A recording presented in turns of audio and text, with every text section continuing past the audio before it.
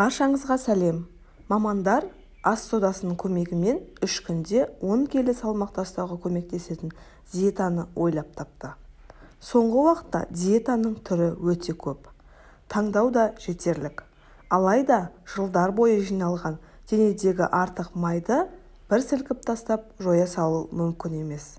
Сондықтан да мамандар бұл тұрғыда көптеген зерттеулер жүргізіп, ас содасымен 3 күнде 10 келіге дейін салмақ тастауға болады деген шешімге келген. Әрине, бұлайша семіздіктен арылу қисынға симайды деуіңіз мүмкін. Дегенімен, қыз келіншектер әдемілік үшін сымбатының сымдай тартылуы үшін ағзаға зиянды дәрілерді де ішіп жүргені белгілі.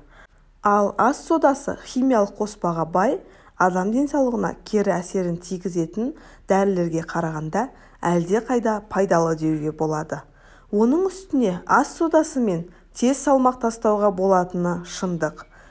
Ас содасы өте пайдалы химиялық құрамы бар тұз. Ол сумен араласқаннан кейін реакцияға түсіп, майларды ерітуге кіріседі.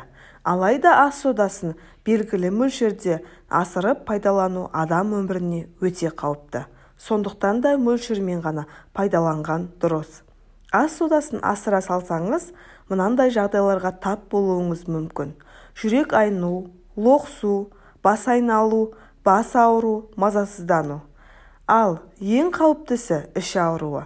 Ас содасы салынған суды ішкеннен кейін іш ауруы, қан түкіру, жиі әжетханаға бару жағдайлары болса, тез арада жедел жәрдем шақыру керек. Ас содасымен арықтауға тоқталмас бұрын қауіптілігін айта кету маңызды. Өйткені мұндай қауіптің бар екенін білмейтіндер ас содасын көбірек салып ішіп, тезірек арықтауға қол жеткізілгілері келеді. Алайда барлық нәрсенің өз шегі болатынын ұмытпау керек. Диетологтар ас содасымен арықтаудың ең тиімді әрі пайдалы жолын тапты. 1 стакан жылы суға жарты шай қасық ас содасын салып ішу. Бұл 1 күндік мөлшер. Егер де мұндай жағдайда да мазасыздық сезіндірсе, бұл диетаны бірден бас тартқан дұрыс.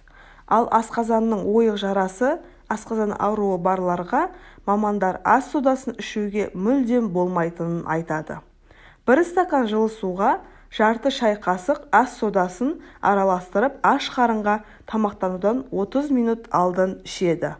Мұндай суды тәулігіне 2 рет ішуге болады. Таңертең және түскі мезгілде.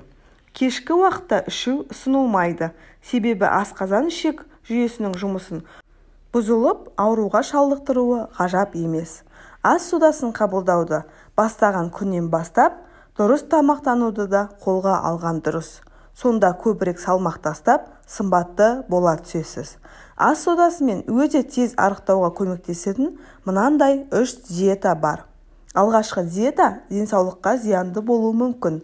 Дегенімен сұлулықты бірінші орынға қойып, арықтауға бел байласаңыз, 1 ас қасық ас содасын 1 стакан жылы сумен араластырып, тамақтанудан жарты сағат алдын аш қарынға күніне 3 рет ішесіз.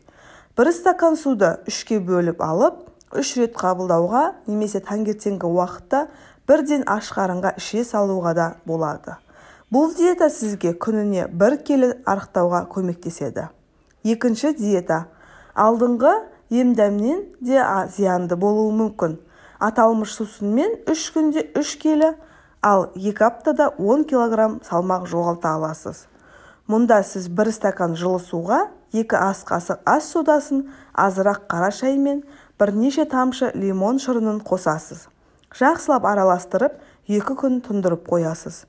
Содан соң таңертең аш қарынға тамақтанудан жарты сағат алдын 1 кеседен қабылдайсыз. Жалпы мұндай сусынды 3 литрлік банкаға бірден дайындап, апта бойы ішеді. Үшінші диета. 3 күнде 5 келіге дейін арықтауға септігін тигізеді. Ол үшін 1 литрлік банкаға су құйып, 3 ас қасық ас содасын салу керек. Сонымен бірге жарты лимонның шырыны мен 1 шай қасық қант қосады. Осылайша дайындалған сусынды аш қарынға 2-3 рет ішу ұсынылады. Алайда емдәмді араға тек 2-3 күн салып жалғастыруға болады. Себебі аталмыш диета бауыр жұмысына әсер ететіндіктен 2-3 күнде бір рет ғана бір кесе ішуге рұқсат етілген. Мінекей, арықтаудың осындай жолдарын пайдалана отырып салмақ тастауыңызға болады.